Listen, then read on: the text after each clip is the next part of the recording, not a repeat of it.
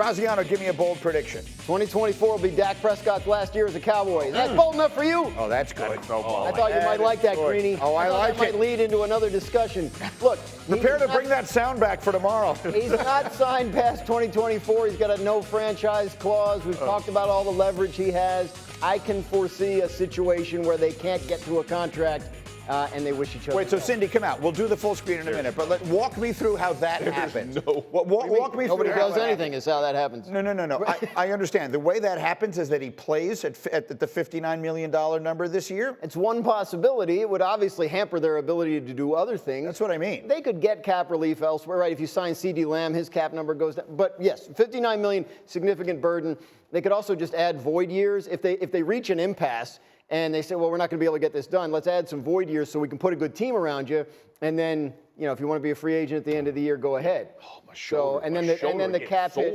Is your shoulder, my hamstring just tight? I don't know what. That's what happens with Dak. No, absolutely not. What I think we're all leading up to is there a scenario? But forget about I want to play the Jerry Jones sound too, but let's play it because it actually sets this up. Jerry Jones supported Dak Prescott in comment. Well, I mean, it's being painted as his support of Dak Prescott when he was talking at the Senior Bowl yesterday. Just listen to this. Old Terrence. Dak has done nothing to change my mind of any promise for the future. I think I said in the deal that we'd go as far as Dak takes us in the playoffs. Remember that? Right. We'd go as far as Dak takes us. Right. How do you feel you playing? And that's how far we went. Oh, right. So. Okay. So my point is that doesn't change a thing. Okay. We'll go as far as Dak takes us. Okay. Unbelievably interesting, right? I mean, if you really write down the words that he said, I've never changed my mind about Dak Prescott. Well, I don't think anyone ever thought Dak Prescott was going to be the next quarterback of the Cowboys for 15 years. And then he said, we go as far as Dak takes us, and that's how far we went. What I'm saying is, when that's the owner's support, when Terrence Parsons Jr., the brother of Micah Parsons, is saying, take less money or pack your bags, and that's how he said it, YA bags, when CeeDee Lamb's mother is saying, oh, I really wish CeeDee could go down to play with C.J. Stroud in Houston. Is there a scenario where, with all this leverage we keep talking about, it isn't 2025, but 2024, where Dak winds up somewhere else? See, now that's interesting. No, I would say not, because I think the Cowboys think Dak Prescott is their best bet to win this year. And if they can't get to an extension, then they solve that problem down the road. But no, I don't see him as the asking out type. I don't see that. I think he would like to win there. But I mean,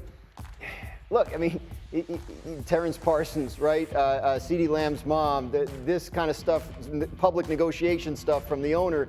Like, could you see a scenario where Dak Prescott says, screw these clowns? Yes. I don't want to be here anymore. I can, yes. But I do think that would be a matter of he has set his contract up to get to free agency unfettered and make as much money as he possibly can there. So I think that would probably be. But here's the other thing. Look, I'll defer to the three former players sitting at our table, okay?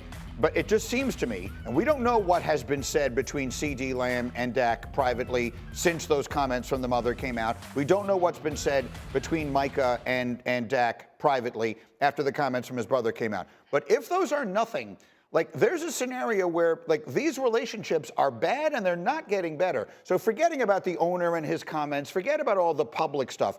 Privately within that locker room, this does not feel like it's in a good place. And if you're Dak Prescott and you want to go someplace else where you will be given the actual authority to be the leader and where the other players won't view you the way these guys obviously do him, that might be appealing. It sounds appealing to me. The respect that you deserve, that you've earned. He hasn't gotten it. He hasn't received it there because of the way that the owner has positioned him and treated him throughout this. That's the fact. And it's also like they've underachieved as a team. And you can point to Dak Prescott as part of the problem sometimes. You can also point to Aaron Rodgers throwing a ridiculous pass in Dak's rookie season as part of the problem and many other issues in there. But the fact of the matter is Dak has been amongst the best quarterbacks in the entire league throughout the course of his career. No one else, even half as good as Dak, is being treated the way that he is being treated on the team. I don't know why this is happening to Dak Prescott. It looks like it's because Jerry Jones is more concerned with giving us entertainment, which I appreciate. As a member of the media, thank you, Jerry Jones. Perfect. Keep doing this. However, if I was a Cowboys fan, I would understand that what he is doing is undercutting the team and creating division in a team that needs to come together. Yeah, I'm in full agreement with you. This is what I would say. The family stuff is minimal in comparison to what I just heard my owner/GM say, right? Because an owner should be galvanizing your team, bringing everybody together, and getting everybody moving in one direction. I understand the general manager's job is to negotiate contracts and try to figure that part out, so we can even give a little bit to the negotiation. But here's the problem. There is no negotiation. Nope. Dak Prescott won the last negotiation. You said he whipped the Cowboys, right? No franchise tag, no trade. I'm gonna make $15 or $60 million. So write your number down, hand it to Jerry, say this is what I'm playing for, and that's what it is. The issue from the owner is he is undercutting, and that is not galvanizing your team. So as much as the outside comes into the fray, the internal is so much worse. I can't imagine this happening, like to a Tom Brady, to a Peyton Manning, to a Brock Purdy. Like their guys go in for their guys over and over and over.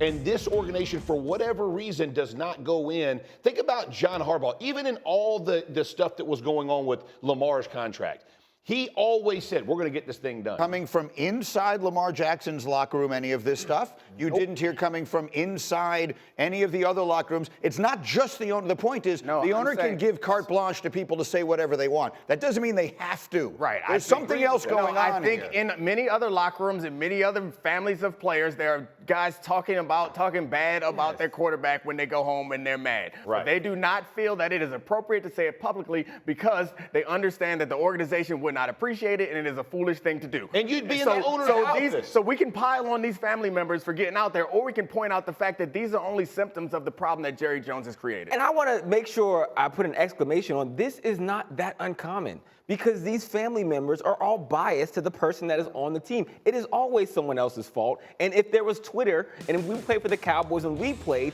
we would have had the same issues that people would be looking to our family members on their opinion and thinking it's that of the player. So I'm hoping in the locker room that this is not CeeDee Lamb, this is not Micah Parsons, this is my own family's opinion. When I played in Cincinnati, my older brother played 9 years in the NFL. He was a media member in Cincinnati. He had his own perspective. He played for the Bengals. He would go on the radio, give his perspective, and people would think it was me telling him that, and we had to have a sit down. I had to say, hey, Artrell, when you say something, they think it's coming from me. Right. So do me a favor. You have your own opinion, but you got to know that this is what they're going to assume. And from then on, he was like, you know what? You're right. I understand. Those are the conversations that need to be had in the Cowboys locker room. It's a very interesting perspective. But at the end of the day, the reason teammates don't go after their quarterbacks, number one, they shouldn't, and teammates should always support you. Whatever you think, it stays in-house.